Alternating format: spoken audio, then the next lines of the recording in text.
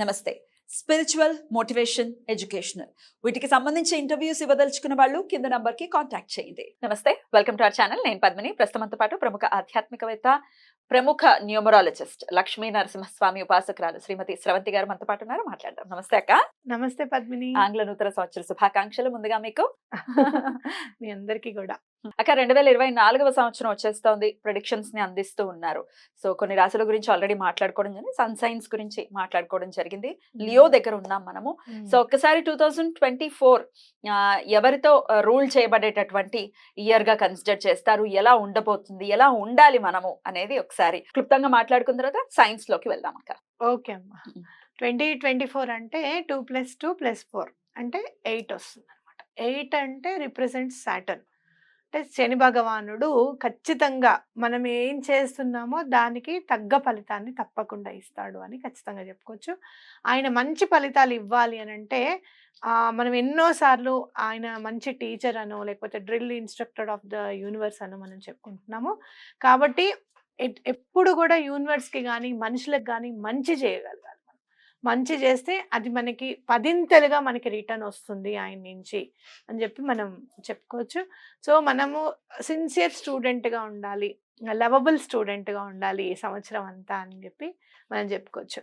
ఎందుకంటే ఈ సంవత్సరం ఉంటే సరిపోతుందా అండి, మళ్ళీ నెక్స్ట్ ఇయర్ ఎట్లా ఉండాలి అని అంటే, ఒక్కసారి శభాష్ అనిపించుకున్న తర్వాత మనకి ఎవ్వరికైనా కూడా మళ్ళీ శభాష్ అనిపించుకోవాలనే అనిపిస్తుంది, అవునా కాదా? కాబట్టి అది సంవత్సరం అంతా మనకి అలవాటు చేస్తుంది. సాటర్న్ ఏం చేస్తారంటే ఎలా బ్రతకాలి, ధర్మంగా ఎలా బ్రతకాలి అనేది నేర్పిస్తారు. అంటే పూర్వం ఏదైనా మనం అధర్మంగా మనం ఏదైనా పని చేస్తే దాన్ని కరెక్ట్ చేస్తారనమాట. అమ్మో అలా చేస్తే ఇన్ని బాధలు పడతాం అనమాట, అలా కాదు, ఇది ధర్మబద్ధంగా బ్రతికితే దాని ఫ్రూట్స్ ఎలా ఉంటాయి అనేది కూడా మనకి రుచి చూపిస్తారు. అప్పుడు మనము లైన్గా చక్కగా ఎటువంటి తప్పులు చేయకుండా మనం నడుచుకుంటాము మన జీవితంలో అని చెప్పొచ్చు.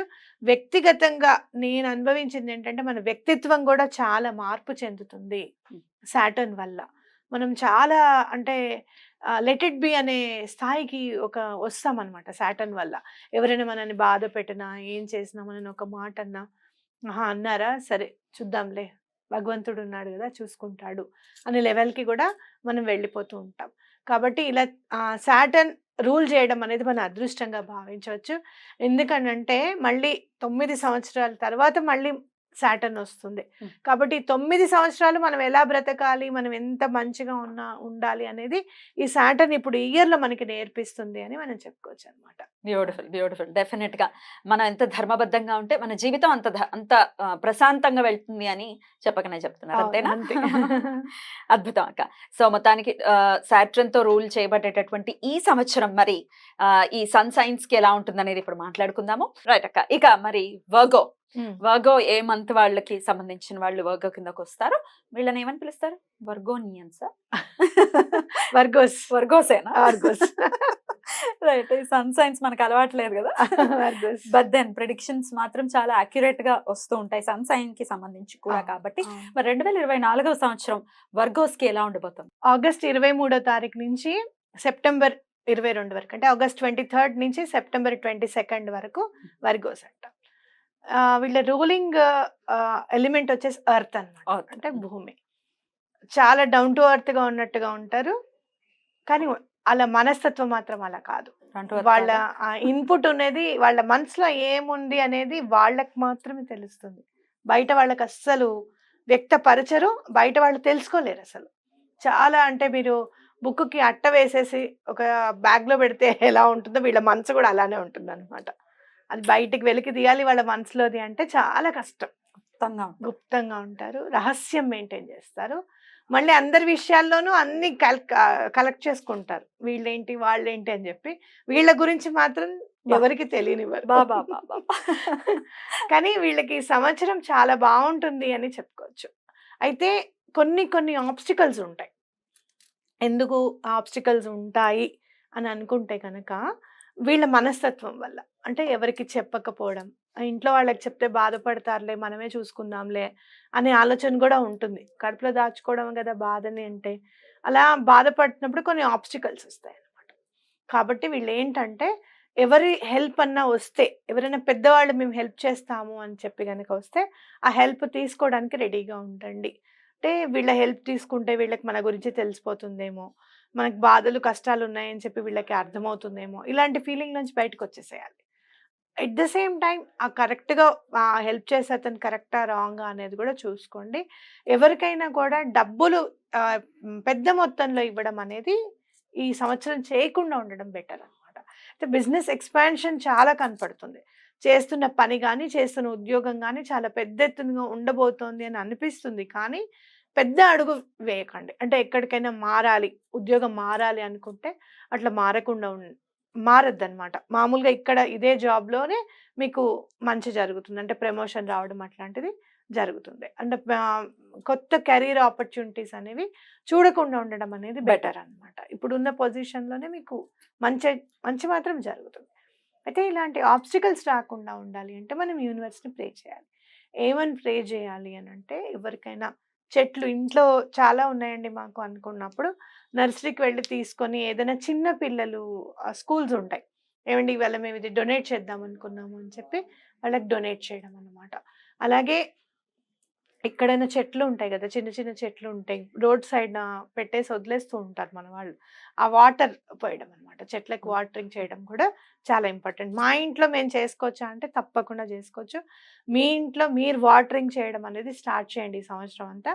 చాలా బావుంటుంది వీళ్ళకి అని మనం చెప్పుకోవచ్చు. అయితే ఇంకొక విషయం ఏంటి అనంటే పొలిటికల్ బెనిఫిట్స్ కూడా బావుంటాయి ఈసారి వీళ్ళకి. అంటే ఏదైనా విషయంలో పొలిటికల్‌గా మీకు హెల్ప్ కావాలి అనుకున్నప్పుడు మీరు ఎవరి ద్వారా అన్నా సంప్రదించి ఆ పొలిటికల్ హెల్ప్ తీసుకోవచ్చు అనమాట. పాలిటిక్స్‌లో ఉన్న వాళ్ళకి కూడా ఈ సంవత్సరం చాలా బాగుంటుంది వర్గోస్‌కి. అది.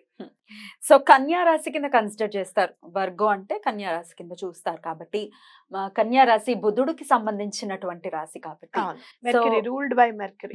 మెర్క్యూరీకి సంబంధించినటువంటి పర్సన్స్ కాబట్టి వర్గోస్ అంటే డెఫినెట్ గా మెర్క్యూరీకి సంబంధించిన వాళ్ళు.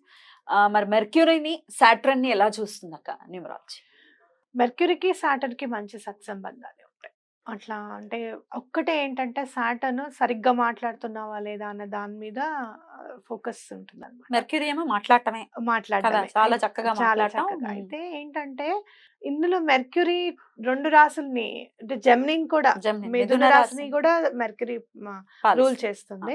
ఇక్కడ మనకి వర్గ్యూ కూడా మెర్క్యూరీ. అయితే మిథున రాశి ఏంటంటే అవుట్‌పుట్ ఉంటుంది. ఏదున్నా దాచుకోరు, చెప్పేస్తారన్నమాట. అట్లా నలుగురు ఉన్నారు కదా మాట్లాడొద్దన్న అట్లాంటిది ఏమి ఉండదు వాళ్ళకి. వీళ్ళు మాత్రం చాలా నర్మగర్భంగా ఉంటారన్నమాట. అట్లా ఏం చెప్పకుండా చేయకుండా ఉండడం వల్ల వీళ్ళ వల్ల వేరే వాళ్ళకి ఎవరికన్నా అపాయం కానీ లేకపోతే కొన్ని కొన్ని నిజం తెలిసినా కూడా చెప్పకపోవడం కూడా తప్పే, పొరపాటే. అవునా కాదా? మనకెందుకులే అని ఊరుకోవడం ఇలాంటివన్నీ ఉండకూడదు. అలాంటివి లేనప్పుడు సాటర్న్ హెల్ప్ చేస్తుంది అనమాట. ఎందుకంటే వీళ్ళు మాట్లాడారు కదా, లోపల లోపలే దాచేసుకుంటారు. జెమినైన్స్ ఎంత అవుట్ పుట్ అయితే వీళ్ళదంతా ఇన్పుట్ అనమాట. కాబట్టి వీళ్ళు కొంచెం మారాలి. ఏదైనా ఒక అడుగు ముందుకు వేయాలి, మంచి చేయాలి అన్న ఆలోచన మీకు తప్పన ఉంటుంది కరెక్ట్. గానీ ఏమోలే వాళ్ళ వల్ల మనకేం గొడవో అనే ధోరణి నుంచి బయటకు వచ్చేస్తే చాలా బాగుంటుంది. బ్యూటిఫుల్ గా ఎక్స్ప్లెయిన్ చేశారు. డెఫినెట్ గా వర్గోస్ కి ఈ 2024 చాలా చాలా మంచి చేయాలని మనస్ఫూర్తిగా కోరుకుంటూ నెక్స్ట్ ఎపిసోడ్ లో లిబ్రా గురించి మాట్లాడుకుందాం, తులారాశికి సంబంధించి. తప్పకుండా. రైట్ అక్క, thank you so very much. నమస్తే.